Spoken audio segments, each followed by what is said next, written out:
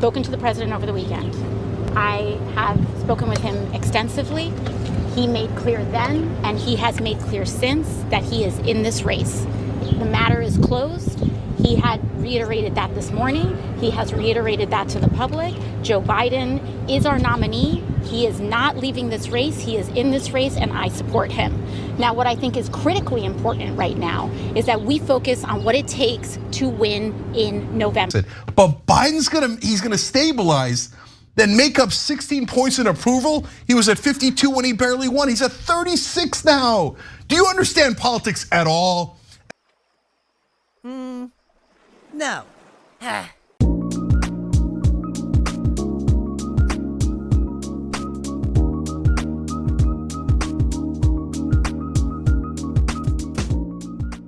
Welcome back to Disputes.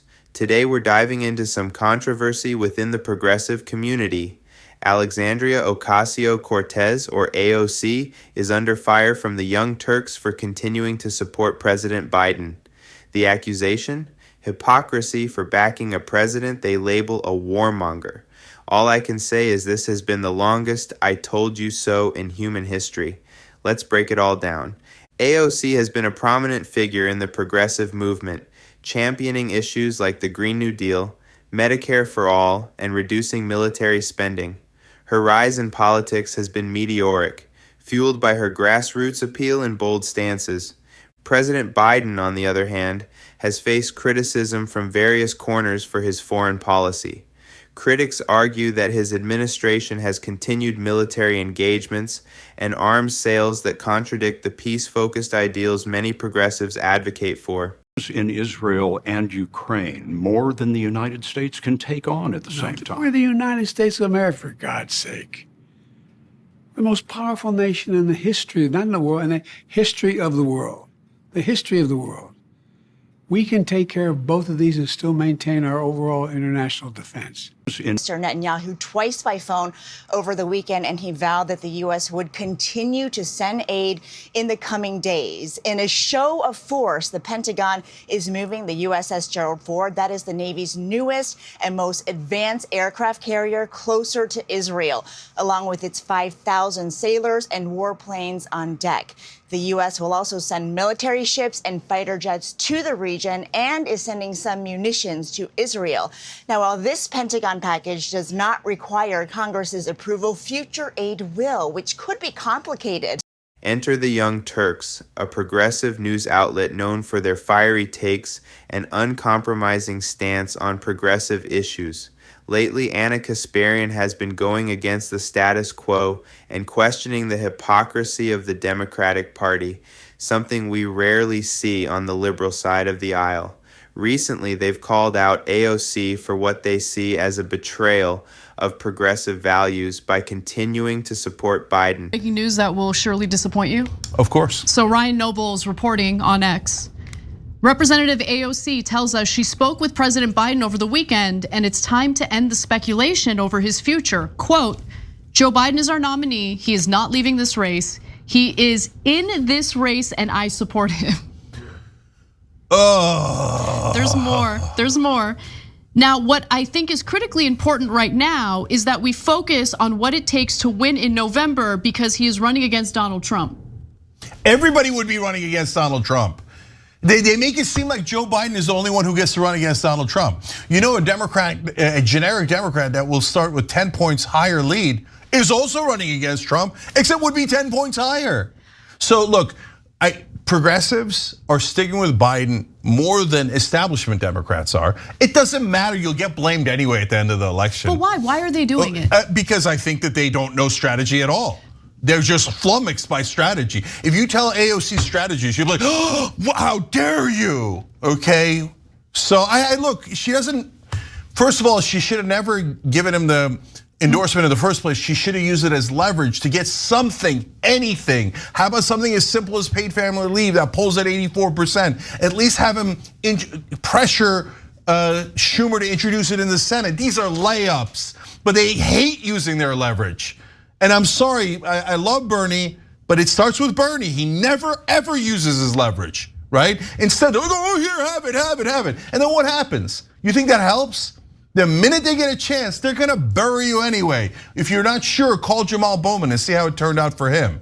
So this is a terrible strategy of stick with Biden to the end. Then the progressives look like they're the ones that are holding on to an incompetent guy who's gonna lose to Donald Trump. Why would you do that?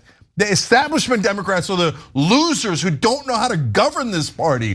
This is when progressives should be saying at the top of their lungs, we told you not about Biden, not to just rub it in. No, guys, strategically.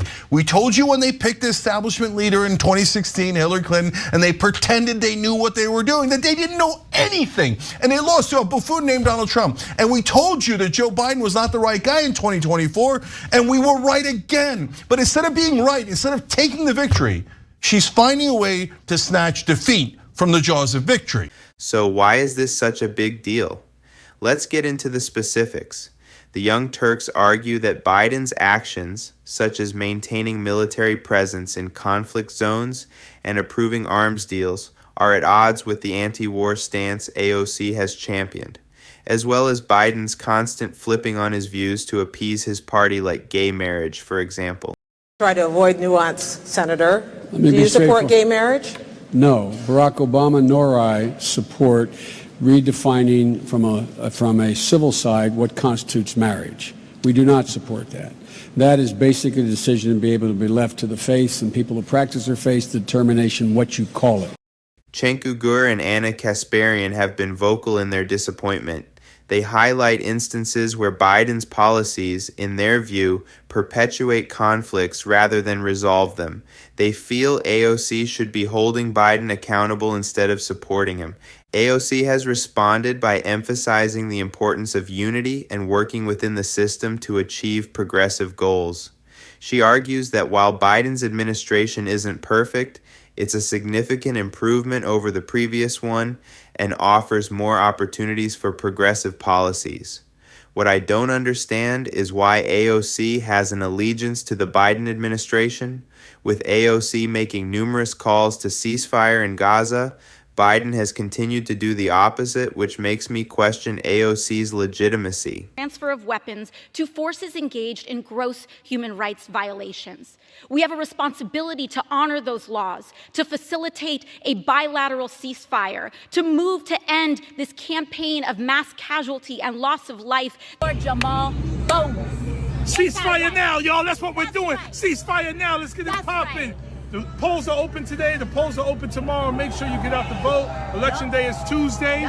Let's go. We need record turnout all across the district, especially in Yonkers, Mount Vernon, New Rochelle, Co-op City, and Edenwald. Let's get it popping. Let's change the world. It's the many versus the money. We're going to win. Let's go, baby. We're going to win. We're going to take on AIPAC. I'm going to kick some Wall Street ass. So Is she just prop to make the Democratic Party seem more young and progressive?